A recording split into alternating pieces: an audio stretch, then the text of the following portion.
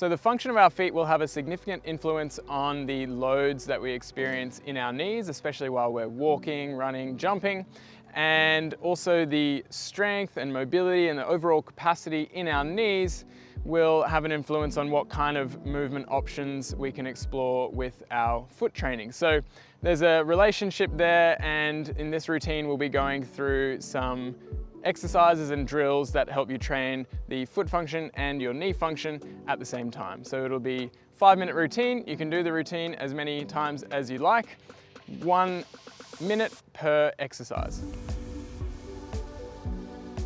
Okay, first exercise is some knee circles. So you're standing nice and close together, and then you can use your hands on your knees at first to help just guide this, and you're basically moving them in a circle around like that. So as you do this, you can allow your feet to move as well. You don't want to keep your feet completely steady because that will actually limit your movement. You're going around and you're allowing your feet to move in the process, which actually allows more movement or more range of motion at the knees. So you're going in both directions. So you'd aim for, say, 30 seconds in one direction and 30 seconds in the other. As you get used to that, you can not use any hands.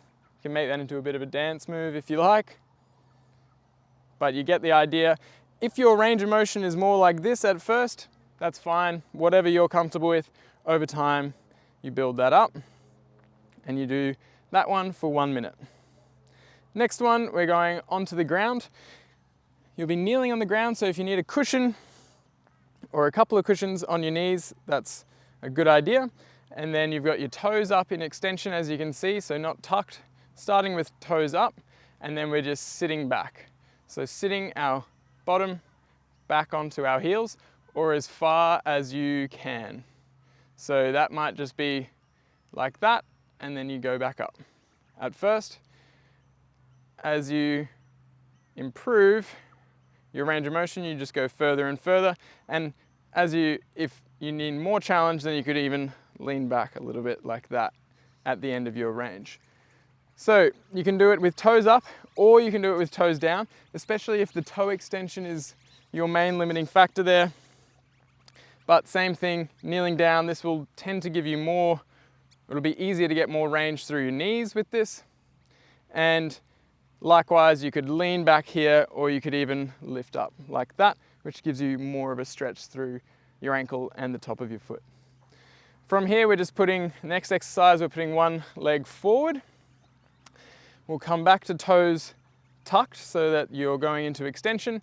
You're then doing half kneel rocks. So you're rocking back. Try to straighten that leg as much as you can. If you need to, then lift your toe up like that. That's good. You'll feel a little bit of a pull through your hamstring. Then you rock forward, foot comes down, and then knee comes over toe as far as you can. You can even lift your heel up a little bit there if you need to. I'll show you a demo of what the range of motion might look like. It might even just be like this to there. Whatever that is for you, over time, you can improve that, increase that. 30 seconds on one side and then 30 seconds on the other side. Now, same thing with this, you can do toes pointed, which will tend to give you more range in this position. Won't really change that position, but you can feel free to try both, whatever suits your body. I would recommend at least giving some time on this. You could go between them in the same set as well. So that's half kneeling rocks. Next one is squat raises. I'm just going to quickly grab a dowel to demonstrate this. So some kind of dowel or a wall is helpful for this. And what you're doing is squatting down, and then in this position, or it could just be a tiny squat as well, whatever depth you can manage to about halfway, and then you're doing a calf raise. Like so. So we're working for 1 minute total, but you can break up the minute however you like. So for me, did about 10 or 15 seconds, and then break for 10 or 15 seconds, come back down, reset, And you can just have your timer, especially an interval timer can be handy for these sessions. You come again,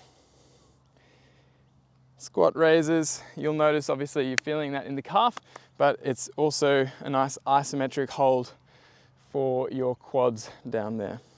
Okay, last one, we're going to do a split squat.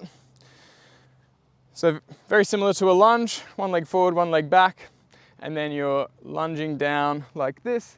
You can sort of see aiming for about 90-degree angles here.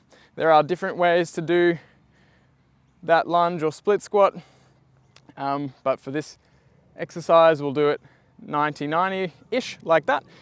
For extra challenge, I'll show you on the other side. So 30 seconds per side you're aiming to do here.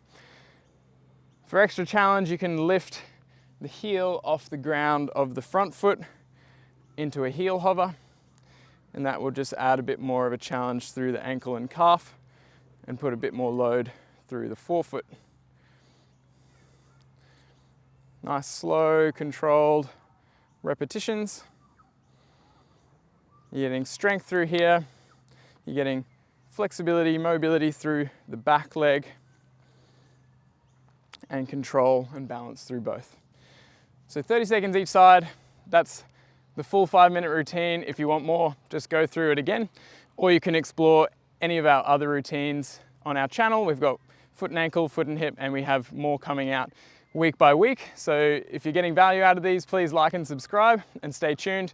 If you want more structured support and guidance, then we do have our Explorer membership as well that you can check out in the description below.